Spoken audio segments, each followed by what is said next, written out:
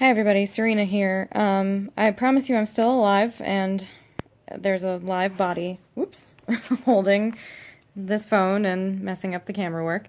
Um, I've been pretty busy lately, and I realized that my commitment to making videos wasn't quite as zealous these days as it was in the past, so I apologize for being absent and not really uploading anything in a while, especially because I was so adamant the last time I recorded a video. I remember that I really had stuff I wanted to talk about, and I do, but I've just been sort of focusing a lot of my energies creatively lately, and have been sort of deep in project land, and that's kind of the way I am. I just go single-minded and wish, just continue working. For myself and for other people. I've been making gifts for people, and I've recently started, me and a friend of mine revived the age-old habit of making mixes, in this case CDs, mixed CDs for friends, and I've been sort of working on that a lot as well. So, I've had a lot to do, but I've given myself a lot to do. So yeah, anyway, that's what's happening with me. But since we're here, and I've got all of my shinies laid out on the floor, I thought I'd go through the haul that I have been harping on about for so long. Ever since my birthday, I'm like, oh, I got all this stuff and I have to show you, and then I don't show you. Well, today I will. I'll probably start, I've got like all of my stuff, my embellishments and stuff, and beads and things for different decorating projects, jewelry projects, and the like. Today I got these. They're awesome, and the color isn't showing up very well on this camera, but these are like very pretty purple stone beads. And my mission today was to go out and find some good beads that I can use to make my own rosary. I grew up Catholic, and I feel like it's sort of drawing to my roots, and it's going to be my version of the rosary, from the perspective of a Reformed Catholic and a pagan at that. But I just got a few, secondhand necklaces at like the antique marketplace, and this one's wood, and we'll add them to my collection of beads that are in that box, and eventually fashion a rosary out of, because I think it would be nice to have that kind of structure in prayer. I kind of admire that, but I I don't fancy doing it the old-fashioned way where I just recite the same prayers over and over and over again. Like, I would make them all mean something else. But yeah, that's sort of been on my plate. Today I also got the English Magic Tarot, which is kind of cool, and I'm gonna oh my god, I got it. Okay. So I got this tarot deck, and I would say the only criticism I have about this deck is that I don't like the fact that there isn't a symmetrical, or not symmetrical, but on both. It's not the same on both sides. So I like the idea of chance and not knowing if a card's going to be reversed before you turn it. And that is kind of a downside. I mean, the images are very similar, like boom, boom. They're just hands. Maybe you wouldn't notice in the moment, but I don't know. I would notice. I'm kind of a whore for detail and stuff. So, so here it is. Here's the deck. Not remarkable in terms of quality, but it's got some wicked cool images. I never thought I'd see the day where I went for something that wasn't dressed in bright primary colors, because this is a very muted color palette, and just so cool. What's the one that I saw today? But yeah, like, just very dynamic poses. It's almost very comic booky.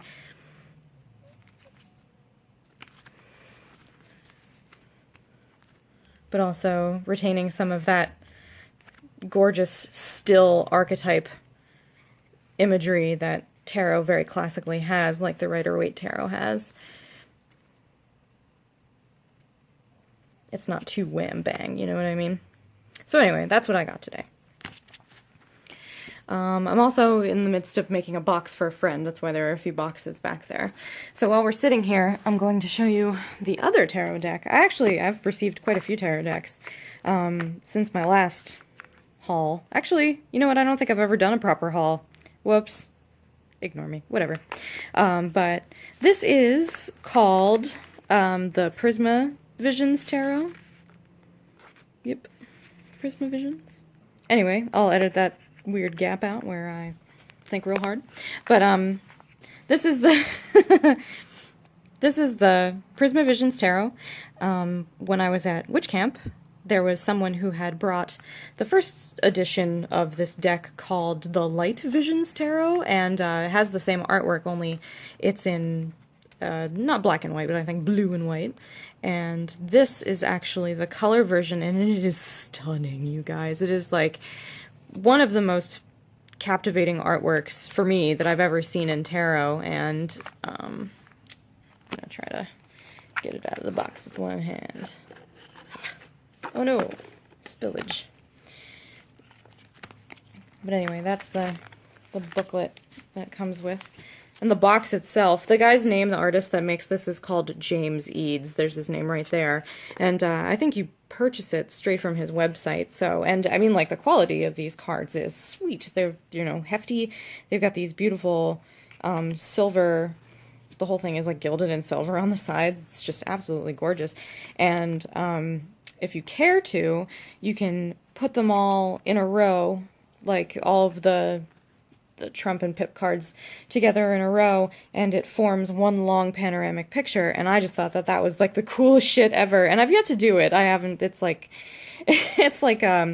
putting Dark Side of the Moon to the Wizard of Oz. It actually takes some effort, you know. Like, it's really cool effect, but gotta carve out time in your day and all of that. So anyway, yeah, Prisma Visions Tarot. Welcome to the collection. I'm going to pause this video and go get some other things to show you. So in this part of the video, we are going to explore a few things that I've made. A lot of these aren't totally finished, and I'll show you that in a few minutes. But what I've started doing lately is, if you follow the link in the description to my blog, my latest post is a long sort of detailing of how I've started making my own journals, and that includes binding my own hardback books, and that's really fun to do, but I haven't done one in a while, and the only ones that I have done have been gifted to friends, so I don't have an example of one to show you, but I can show you some of the other things that I've done, which include taking pre-existing journals, and then this one's not lined, but I'll redress the cover and paint them up, and they always turn out really cool. Like, I've had so much fun decorating these.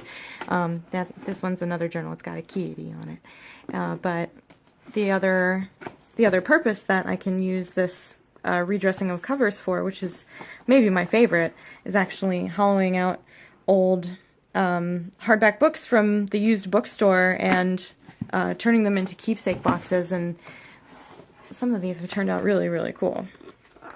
This one's finished. The Queen of Hearts inside. And then this one's almost done.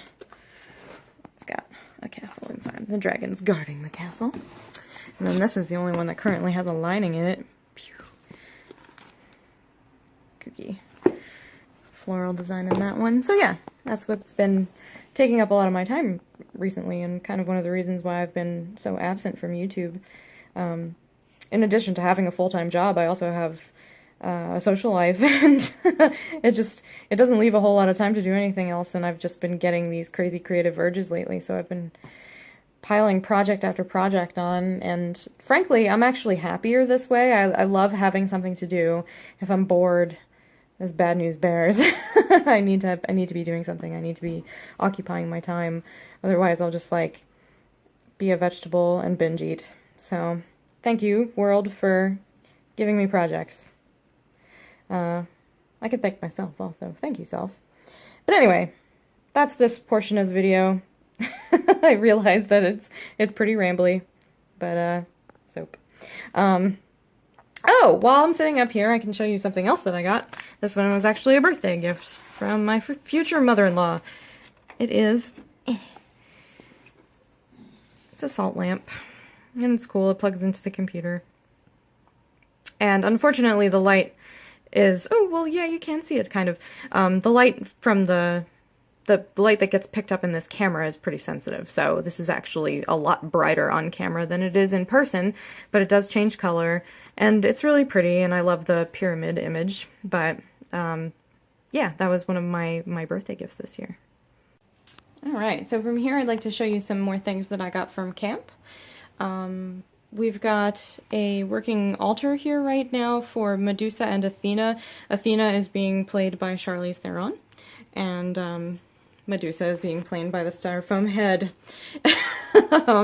It's quite a rough altar at this point. It's definitely not complete. I haven't really put the thought and effort into it that I really should, but I have been getting some extra items here and there.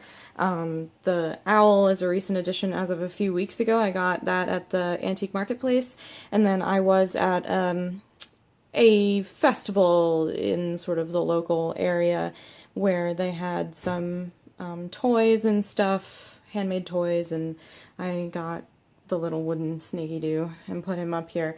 And to top it all off, this item right here is something that I won at the silent auction at camp, and I think I was actually the only bidder for this thing. I love storage, and I love funky decorative pieces like this, so I was happy to snatch it up, but I do think that it needs maybe a paint job because it's looking a little rough around the edges. On top of the thing, as well as my Charlize Theron depiction of Athena, rough depiction of Athena, and the owl, is this sort of like altar in a box that I started making at camp. I've added some embellishments to it since I got home, and you know, it's also, everything that I do is essentially a work in progress.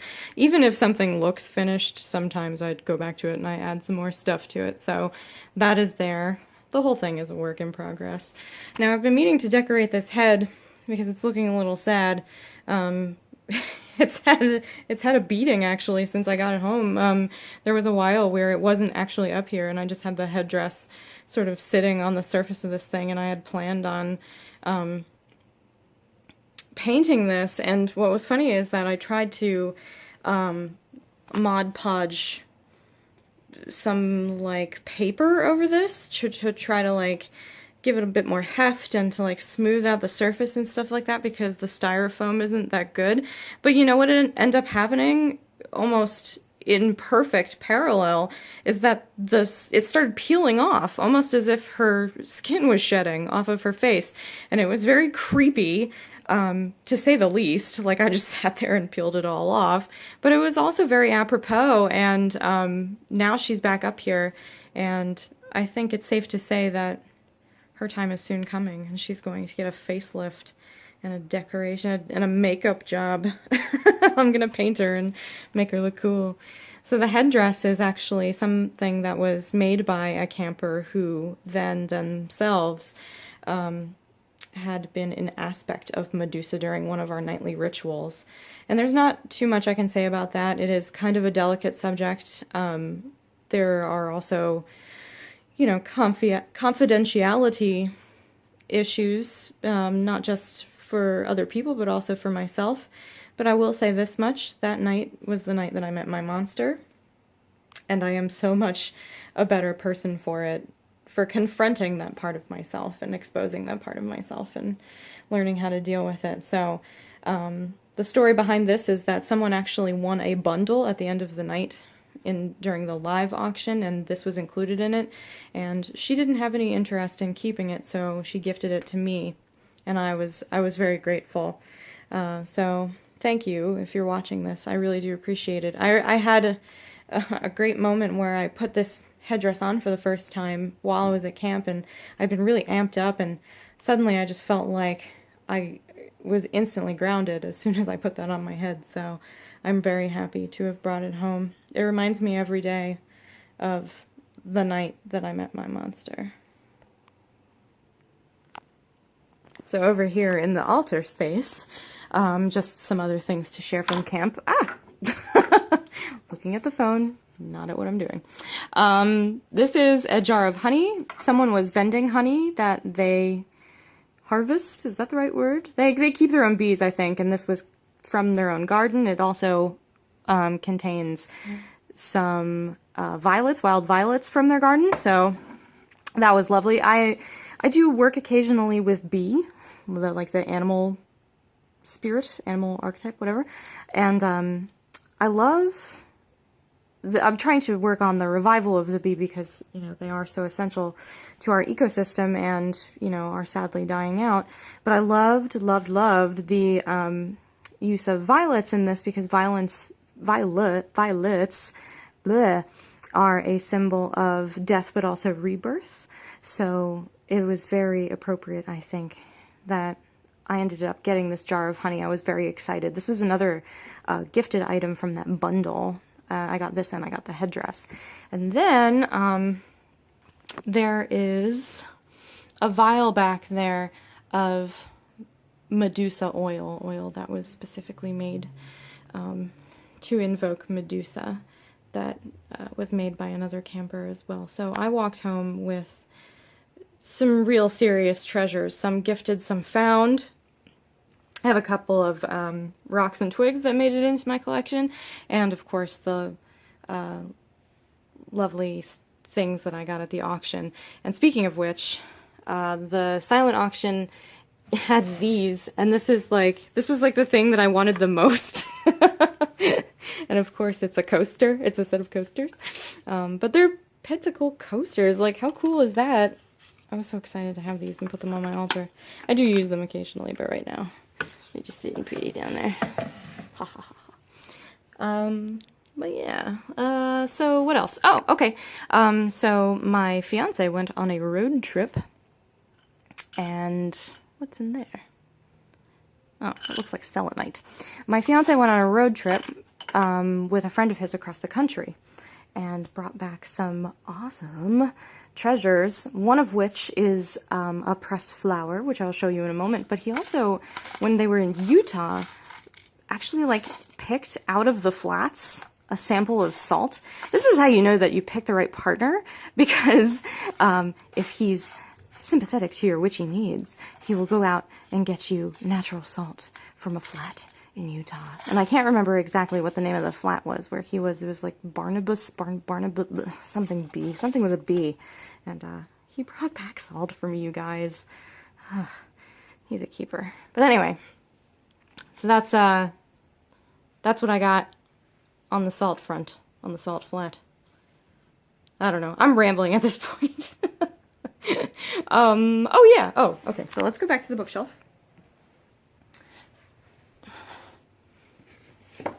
Ugh. So it's in here, along with some of my other pressed flowers. It's just a matter of finding it. There it is. Do you guys know what this is? It's prickly. So, when my fiance went on this road trip, I think he said they were driving along quite a unused, not well-kept road in the middle of the desert, Nevada, I think. And he kept seeing all these flowers on the side of the road, and he's like, I wonder what they are. He went up to one, he got it. It was covered in these little sort of cactus-like pricklers. He was like, oh, these are fucking weird. So he brings it inside, and he puts it into a book, and then he looks it up later, and it's a desert fucking poppy. A desert poppy. He brought me home a poppy, you guys. It was like the most beautiful... I was so excited when he handed this to me. I was like,